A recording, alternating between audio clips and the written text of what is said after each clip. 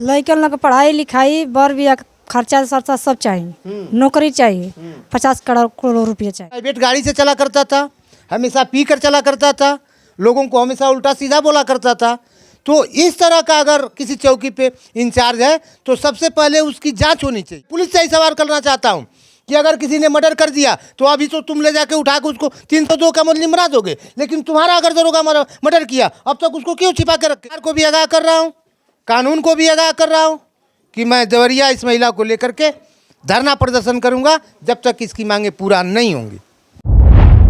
Video शुरू करने से पहले आप सभी से एक निवेदन है, अगर आपको मेरी मेहनत और मेरा काम पसंद आ रहा हो तो स्क्रीन पर दिए गए QR कोड को स्कैन करें और हमें आर्थिक रूप से सहयोग करें, क्योंकि सच दिखाने के लिए अब सोशल मीडिया ही बचा है। गोदी मीडिया की क्या हालत है आप सभी को पता है। धन्यवाद। देवरिया में एक भारी कांड हुआ है और दद्दन हत्याकांड, और दद्दन यादव की जो है मौत एक दरोगा के पीट के मारने की वजह से हो गई। दद्दन का जो हत्या जो है अति निंदनीय है, और दरोगा वही कानून का रक्षक होता है जब वो शपथ लेता है और जब वो नौकरी पाता है तो कानून और लोगों की रक्षा करने के लिए होता है। लेकिन वही दरोगा जो है उस दद्दन यादव की भारे बाजार में जो है मार मार के हत्या कर देता है, मार मार के अधमरा कर देता है, और उसके बाद जो है वो इलाज के लिए जाता है। ये मामला 20 मई का है और 21 मई को जो है इलाज के दौरान दद्दन यादव की मौत हो जाती है। आज उनके हम घर पे मौजूद हैं। उनका जो है ब्रह्मभोज खत्म हो चुका है, जैसे पिछले वीडियो में आपने देखा। आज मेरे साथ उनका परिवार है, कुछ इनकी मांगे हैं। ये इनकी क्या मांगे हैं मैं इनसे जानने की कोशिश करता हूँ। आप क्या मांग रही हैं न्याय में, और क्या चाहती हैं कि जो है पति के साथ ऐसा हुआ तो क्या चाहती हैं आप? लड़कन लोग के पढ़ाई लिखाई बर बिया खर्चा सर्चा सब चाहिए, नौकरी चाहिए, 50 करोड़ रुपये चाहिए। 50 करोड़ रुपया चाहिए। हाँ। तो अभी तक कोई कार्रवाई हुई कि नहीं? नहीं, कोई नहीं। और कोई यहाँ पे आया कि नहीं आया अभी मिलने के लिए, चाहे आपसे चाहे कोई मदद करने के लिए? नहीं। हाँ, कोई नहीं। इस घटना को सुन के और देख के जो है हमारे साथ फतेह बहादुर यादव हैं, भारतीय संयुक्त मोर्चा के राष्ट्रीय अध्यक्ष हैं, और इस घटना को देख के जो है इस परिवार को जो है सांत्वना देने के लिए और परिवार की क्या मांग है और परिवार की मदद के लिए फतेह बहादुर यादव जो है इस गांव में मौजूद है। सतराव में बरहज थाने का जो है सतराव गांव है, पुलिस चौकी भी है, यहीं बगल में जो है पुलिस चौकी थी। घटना यहीं पे घटी है। तो मैं इनसे जानने की कोशिश करता हूं कि आखिर ये आए हैं तो किस तरीके की मदद इस परिवार की करेंगे और क्या करना चाहते हैं। स्वागत है आपका। सबसे पहले मैं आपके चैनल में स्वागत करता हूँ। देखिए, यह जो घटना है एक बहुत बड़ी घटना है, मानवता का हनन है, और कानून व्यवस्था को ताक पे रख के ही घटना को किया गया है। पहले से इस घटना में कुछ न कुछ दद्दन यादव से उस दरोगा की रंजिश रही है, जो परिवार के पूछने के उपरांत ही पता चला है कि कभी भी नमस्ते बंदगी करने पे वो दरोगा बोला करता था कि किसी न किसी दिन तुम्हारी हत्या मेरे ही हाथ से होगी। तो इससे स्पष्ट हो जाता है कि वह ऑलरेडी पहले से दद्दन यादव पे अपनी निगाह जमाया हुआ था। और उस दिन की जहाँ तक सवाल घटने के दिन की बात है, तो घटने के दिन सबसे शर्म की बात तो ये है कि इतनी बड़ी मार्केट है, इतना बड़ा गांव है, और इस गांव में एक दरोगा एक सिपाही, एक दरोगा और एक सिपाही एक व्यक्ति को सरेआम पीट रहा है, और वहाँ तक कोई न छुड़ाने गया और न कोई उसमें बीच बराव करने गया। तो इससे भी स्पष्ट होता है कि उसका यहाँ इसके पहले दबदबा था, अपने हिसाब से वो चलता था। जैसे लोगों के बताने के हिसाब से ये सुनने को मिल रहा है कि वह प्राइवेट गाड़ी से चला करता था, हमेशा पी कर चला करता था, लोगों को हमेशा उल्टा सीधा बोला करता था। तो इस तरह का अगर किसी चौकी पे इंचार्ज है तो सबसे पहले उसकी जांच होनी चाहिए। जितने दिनों से पोस्ट था उसके उससे उस समय से और इस समय तक उसकी मजिस्ट्रेटिक जांच होनी चाहिए, और इस कांड की भी मैं मजिस्ट्रेटिक जांच की मांग करता हूं।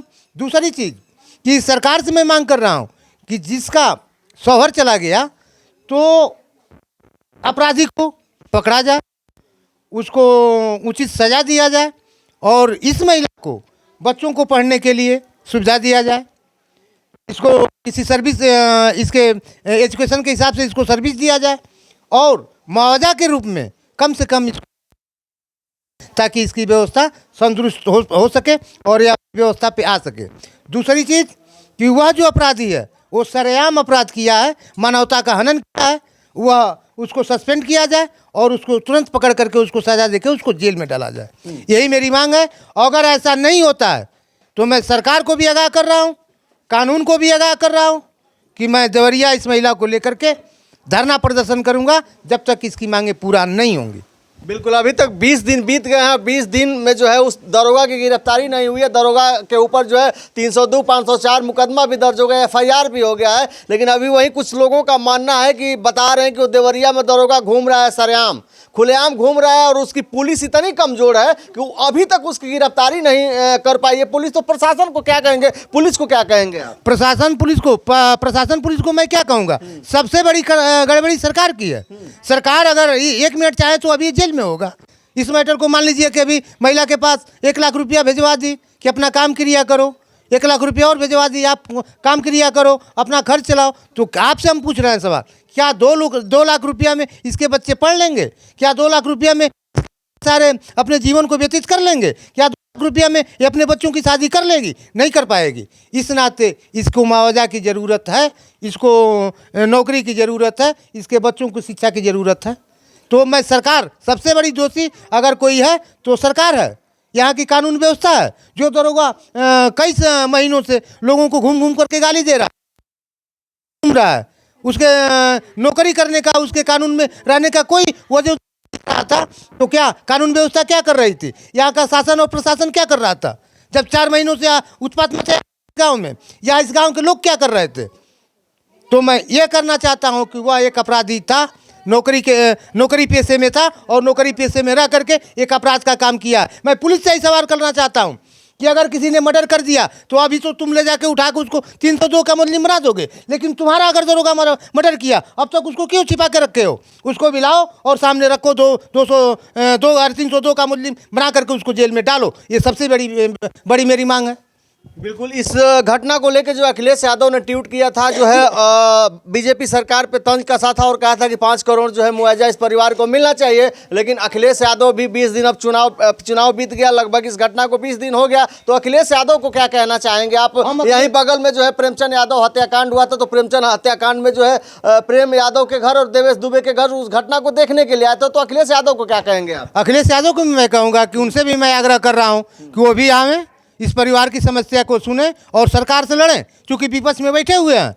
कह देने से, ट्वीट कर देने से कुछ नहीं होगा। इस परिवार के घर आएँ, जैसे प्रेमचंद यादव के घर गए थे वैसे ही यहाँ भी आवें, यहाँ के मामला को समझें और समझ करके कोई सरकार से मांग करें और इनको उचित मुआवजा दिलवाएं। मैं माननीय पूर्व मुख्यमंत्री अखिलेश जी से यही निवेदन करना चाहूँगा। बिल्कुल, आपका जो है संगठन इस ददन यादव के पत्नी के साथ, सुमन के साथ जो है कितना हद तक मदद करेगा और कहाँ तक मदद करने के लिए तैयार है? मेरा संगठन इनके साथ कदम से कदम मिलाकर चलने के लिए हर जगह तैयार है। मैं इनके लिए धरना करने के लिए तैयार हूँ, मैं इनके लिए गोली खाने के लिए तैयार हूँ, मैं इनके लिए लाठी खाने के लिए तैयार हूँ। जब तक न्याय नहीं मिलेगा, मैं फतेह बहादुर यादव आपसे वादा कर रहा हूँ, तब तक इस वाणी को बंद नहीं कर सकता। बिल्कुल, ये फतेह बहादुर यादव जी थे, ये भारतीय संयुक्त मोर्चा के राष्ट्रीय अध्यक्ष हैं। और ये जो है इस घटना को सुन के और इस ददन यादव के घर और परिवार से जो मिलने और मदद करने के लिए आए हैं और कह रहे हैं कि भाई इस परिवार के लिए मैं जिस हद तक जाना होगा उस हद तक जाएंगे और इस परिवार को न्याय दिला के ही रहेंगे। आपकी क्या राय है? आप कमेंट बॉक्स में अपनी प्रतिक्रिया जरूर दर्ज करिएगा। अभी तक वीडियो में बने रहने के लिए आपको बहुत बहुत धन्यवाद। नमस्कार।